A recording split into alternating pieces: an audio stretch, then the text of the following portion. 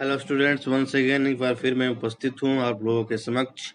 और class 11th के लिए हिंदी विषय से मैं आप लोगों के लिए नेक्स्ट वीडियो इस वीडियो के माध्यम से भाग संख्या 6 चैप्टर नंबर 1 नमक का दारोगा के रूप में चर्चा करूँगा, क्योंकि एक बड़ी कहानी है, लॉन्ग स्टोरी है।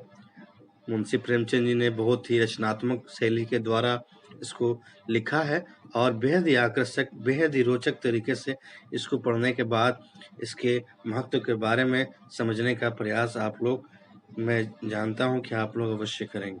ठीक है, तो हम लोग नेक्स्ट वीडियो में, आज के भाग में हम लोग चर्चा करेंगे जहां तक मैंने पढ़ाया था पिछले वीडियो में, कि जिस प्रकार से जब मुंशी बंशीधर ने पंडित उलूपीदीन को न्यायालय में खींचते हुए, हाथों में हथकड़ियां लगाते हुए, गिरफ्तार करते हुए जब उनको वहां पर ले गए, तो वहां के जो मजिस्ट्रेट है उन्होंने क्या है, अंत में एक फैसला सुनाया। यानी पक्षपात हो रहा था, वहां पर भेदभाव हो रहा था, धन के आगे सभी झुके हुए थे। ठीक है, और मुंशी बंशीधर को जो ये न्याय है ना, वो अपनी तरफ से खींचता हुआ चला जा रहा था। ऐसा महसूस हो रहा था कि अब मुझे न्याय नहीं मिलने वाला है, जस्टिस नहीं मिलने वाला है।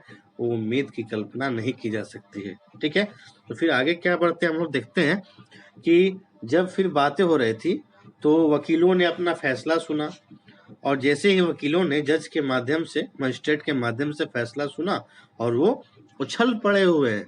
पंडित उलूपीदीन मुस्कुराते हुए बाहर निकले। स्वजन बांधवों ने रुपयों की लूट की, उदारता का सागर उमड़ पड़ा। उसकी लहरों ने अदालत की नींव तक हिला दी। यानी रुपयों की बौछार होने लगी, रुपये बांटे जाने लगे, मिठाइयाँ बांटी जाने लगी, खुशियां मनाई जाने लगी, क्योंकि पंडित उलूपीदीन जो है बाहर हो गए, रिहा हो गए, है ना। और जब वंशीधर बाहर निकले तो चारों ओर उनके ऊपर व्यंग्य बाणों की वर्षा होने लगी। यानी जब पंडित उलूपीदीन जब उनको गिरफ्तार करके मुंशी बंशीधर जब न्यायालय, कोर्ट, अदालत ले जा रहे थे, तो पंडित उलूपीदीन के खिलाफ टीका टिप्पणी लोग कर रहे थे, कमेंट कर रहे थे, है ना, उनके व्यवहार के बारे में। और जब वो छूट कर बाहर आ रहे थे, तब उनके खिलाफ टीका टिप्पणी नहीं हो रहा था, बल्कि किसी के खिलाफ हो रहा था, उल्टा मुंशी बंशीधर के खिलाफ।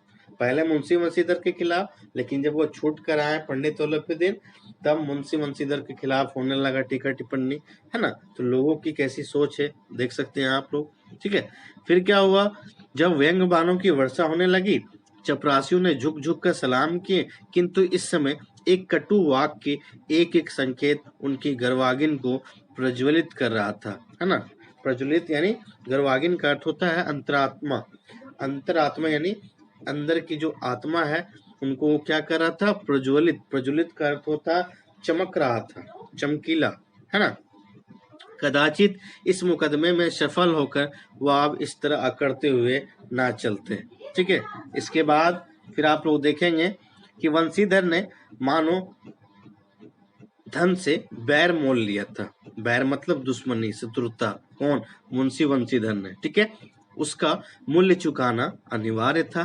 यानी धर्म से टक्कर लिया था, तो धन से टक्कर लेने के बाद आप उसके बाद क्या होता है, उसका मूल्य चुकाना पड़ता है, जैसा कि आप लोग देख रहे हैं इस कहानी के माध्यम से। कठिनता से एक सप्ताह बीता होगा कि मुतल्लिक का परवाना आ पहुंचा। कार्य प्रांता का दंड मिला। बेचारे भग्न हृदय, शोक और खेद से व्यथित घर को चले।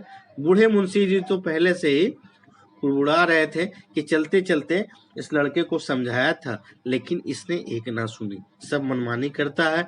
हम तो कलवार और कसाई के तगादे से हैं, बुढ़ापे में भगत बनकर बैठे, और यहाँ बस वही सुखी तनख्वाह, यानी जो सुखी सैलरी जो मिलती है, बस वही मिल रही है, ऊपरी आमदनी मिल नहीं रही है।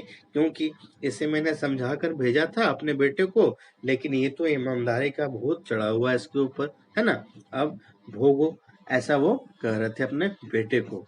ठीक है, इसके बाद फिर वो कह रहे हैं कि हमने भी तो नौकरी की है, हमने भी तो काम किया है, और कोई ओहदेदार नहीं थे, लेकिन काम किया, दिल खोल कर किया, और आप ईमानदार बनने चले हैं। घर में चाहे अंधेरा हो, मस्जिद में अवश्य दिया जलाएंगे।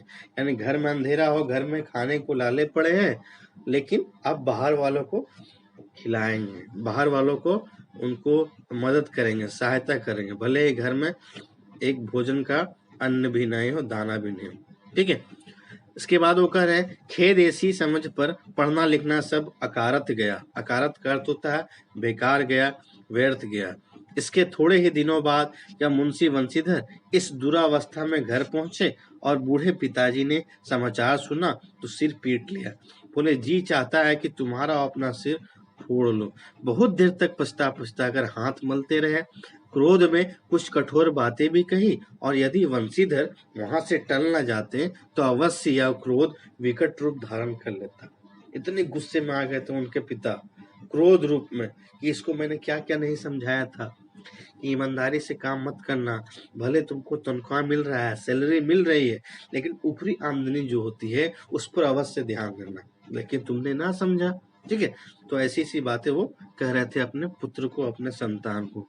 ठीक है, फिर वो कह रहे हैं कि अवश्य वृद्ध माता को भी दुख हुआ। जगन्नाथ और रामेश्वर यात्रा की कामनाएं मिट्टी में मिल गई। यानी दोनों माता पिता ने जो यात्रा होती है ना, भगवान की यात्रा करने के लिए, तीर्थ यात्रा जिसे कहते हैं, उसके बारे में उन्होंने सोचा था कि हम लोग जाएंगे घूमने के लिए, यात्रा करने के लिए, लेकिन ये तो धरा की धरा रह गया। सारा जो कामना है, इच्छा है, वो मिट्टी में मिल गया। पत्नी ने कई दिनों तक सीधे मुंह तक बात नहीं की। पत्नी ने अपने पति से, मुंशी बंशीधर से कई दिनों तक बातें नहीं की, क्योंकि वो एक ईमानदार व्यक्ति थे, इसलिए। और ईमानदारी की राह पर चलना इतना आसान कार्य नहीं है, वो एक आग की तरह होती है, इस पर पैर रखना सबकी बस की बात नहीं है। इसी प्रकार एक सप्ताह बीत गया। संध्या का समय था, शाम का वक्त था। बूढ़े मुंशी जी बैठे बैठे राम नाम की माला जप रहे थे, क्योंकि बूढ़े बुजुर्ग हो चुके थे। इसी समय उनके द्वार पर सजा हुआ रथ आकर रुका और हरे और गुलाबी पर्दे, पछिए बैलों की जोड़ी है ना, उनकी गर्दन में नीले धागे, सिंह पीतल से जड़े हुए थे। सिंह जो होता है, कई नौकों लाठियां कंधों पर रखे साथ थे। मुंशी जी आगवानी को दौड़े, देखा तो पंडित उलूपीदीन है उस सवारी में। झुककर दंडवत की प्रणाम किया और लल्लो चप्चों की बातें करने लगे। हमारा भाग्य उदय हुआ जो आपके चरण द्वार पर आए, हमारे द्वार पर आए।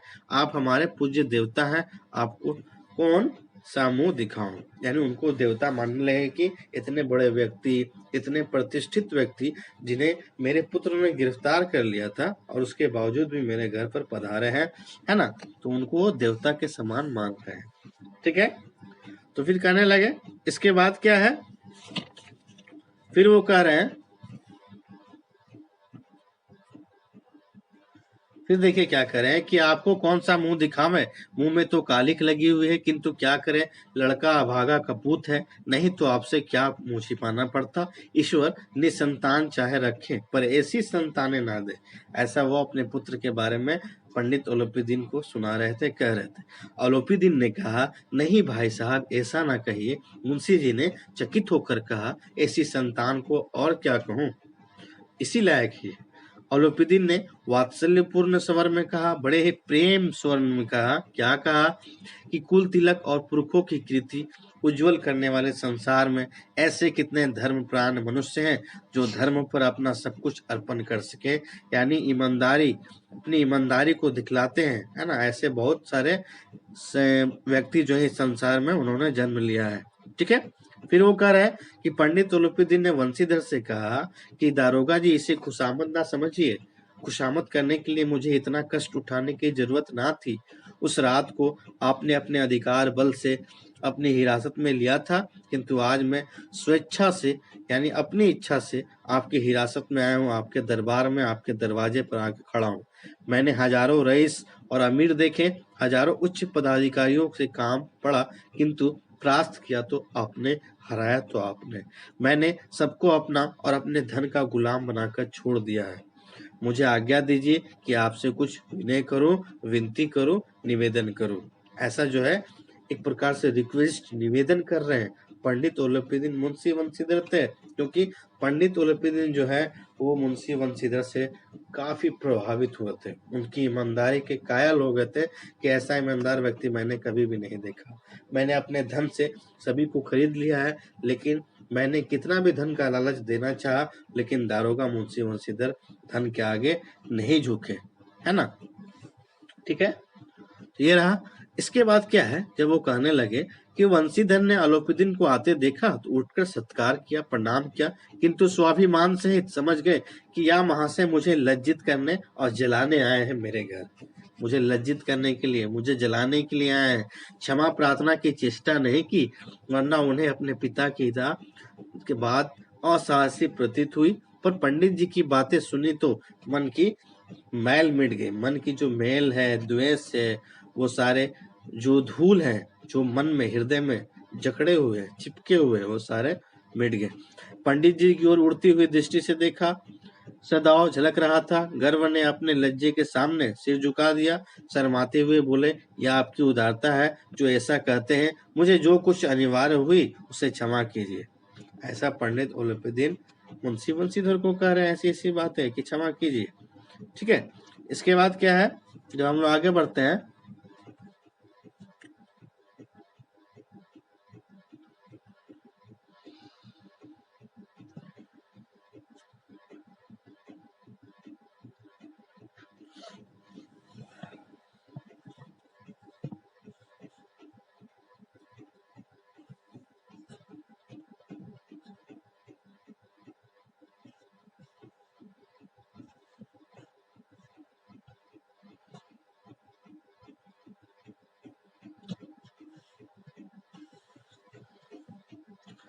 फिर वो कह रहे हैं कि अलोपीदीन ने विनीत भाव से कहा, नदी तट पर आपने मेरी प्रार्थना नहीं स्वीकार की थी, किंतु आज स्वीकार करनी पड़ेगी। वंशीधर बोले, मैं किस योग्य हूँ, किंतु जो कुछ सेवा मुझसे हो सकती है उसमें कोई त्रुटि ना होगी, कोई कमी ना होगी, मैं अपने हिसाब से करने का एकदम प्रयास करूंगा। अलोपीदीन ने एक स्टाम्प लगा हुआ पत्र निकाला और उसे वंशीधर के सामने रखकर बोले, इस पद को स्वीकार कीजिए, इस पोस्ट को आप एक्सेप्ट कीजिए और अपने हस्ताक्षर सिग्नेचर कर दीजिए। मैं ब्राह्मण हूँ, जब तक यह सवाल पूरा ना कीजिए द्वार से ना हटूंगा, दरवाजे से ना हटूंगा, दरवाजे से ना जाऊंगा। ऐसी बातें वो कहने लगे। ठीक है, तो फिलहाल इस वीडियो में इतना ही। धन्यवाद।